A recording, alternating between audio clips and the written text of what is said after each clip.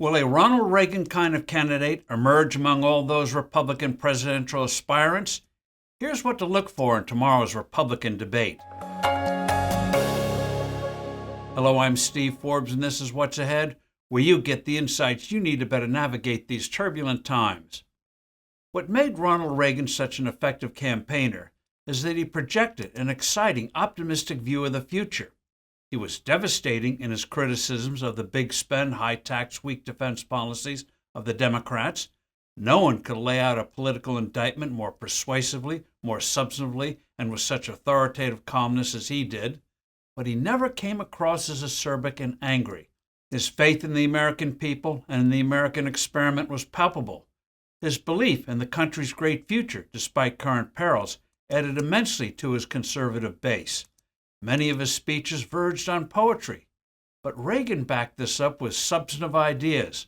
In his successful 1980 presidential race, he made radical, electrifying cuts in the sky-high federal income tax rates the centerpiece of his domestic agenda. The cuts would re-energize the American economy, the way they had done with similar big reductions put forth by John Kennedy in the 1960s and Calvin Coolidge in the 1920s. On the substance front, here are the telltale signs for a possible Reagan tomorrow night. Who will come out pushing a big tax cut plan, like the single-rate flat tax that reduces everyone's burden? Simply endorsing a renewal of the 2017 Trump tax cuts won't cut it. We need even stronger stuff today. Who will lay out plausible plans to stop or at least reduce the trillion-dollar-plus climate schemes passed by Congress? These programs will severely damage the overall economy by wasting vast amounts of precious capital on wasteful projects.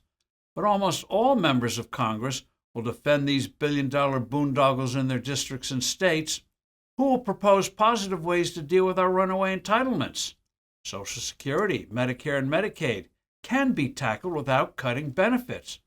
Unfortunately, most Republicans either ignore the problem or advocate root canal without anesthesia solutions, such as taking away benefits, a losing approach if there ever was one.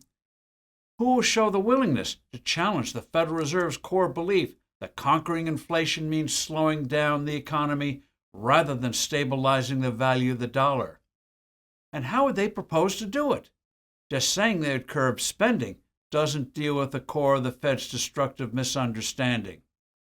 On national security, how would they achieve a vast, desperately needed expansion of our military capabilities at a time when Washington's budget is already too big and the interest needed to service our ballooning national debt is surging?